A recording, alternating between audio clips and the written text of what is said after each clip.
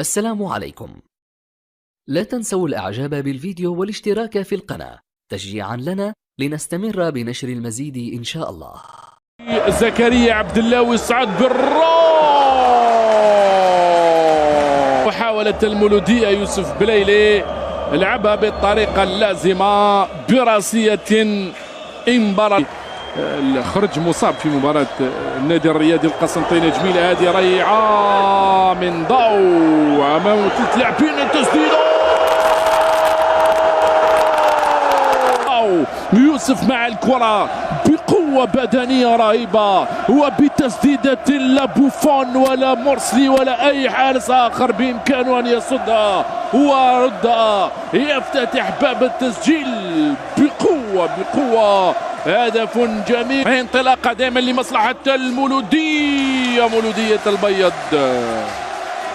هي الإعادة للتسديدة الأخيرة من حتالة.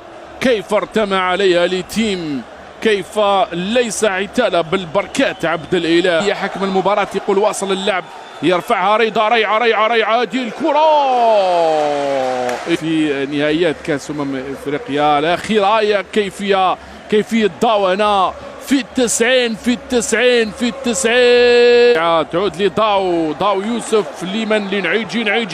يا سلام ما أروع. كن الأخير استعمل كامل البراعة وكامل المهارة وانقذ مرماه من هدف ثاني محقق. ما زالت الكرة أن يأخذ كامل وقته.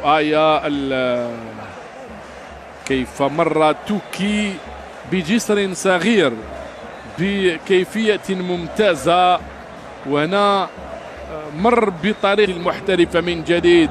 يرفعها بنيران صديقة يوسف من جانب مولودية الجزائر. هذا زوكران، هل يسدد من هذه المسافة فعلا؟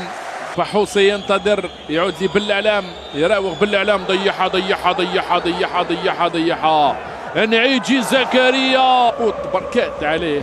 هذه انطلاقة نعيجي زكريا سددها بقوة، ولو أنه كان المدافع ينتظر الكرة. لمصلحة المولودية يوسف بليلي عمن يبحث يلعبها بطريقة ممتازة. يوسف رائع، يوسف ممتاز. كاد يأتي الثاني اليمنى. هاي كيف لعبها بطريقة رائعة جدا، خلقت الخطر.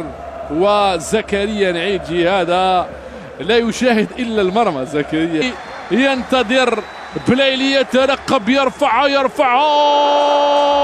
ويوسف بليلي ضاع الثاني. حكم عبد القادر يقول لا، هي الإعادة. نا يعاود فعلا الركنية الأخيرة في هذه المرحلة الأولى. المولودية تبحث عن الثاني عن طريق بليلي في القائمة الثانية. يوسف في الدقيقة 13، وهذه إعادة لكرة بليلي يوسف والإنقاذ من مرسلي عبد القادر. شكرا لكم أيها السادة والسيدات، جمهورنا الرياضي الكريم. يوسف رزيق وضيوفه الكرام لتحليل أطوار حميسية كان ذكيا. هنا الكرة هنا خرج امام 3 لاعبين للسوادري. لماذا؟ بليلي يوسف بليلي يلعبها ريعة. يعرف أي المولوديتين، وهذا يوسف بليلي ينطلق، يزيد يوسف بليلي، جي جوار. يوسف بليلي أمام جوار يلعب هذه التمريرة ولكنها ضيعة. عاد كرة واحدة. التسديدة هذه من ملال بن عمر، معروف عليه ملال. هاي التسديدة هذه القوية، ولكن أسامة ليتيم في المكان المناسب. توكي بن خوجة البديل الذي دخل قبل لحظاته.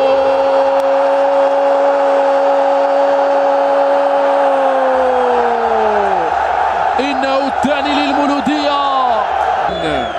بليلي الفعال مع بداية الموسم، ثلاثية وقعها بألوان المولودية، خالي من الرقابة الدفاعية، وضعها في الزاوية التي لم يقدر عليها مرسلي.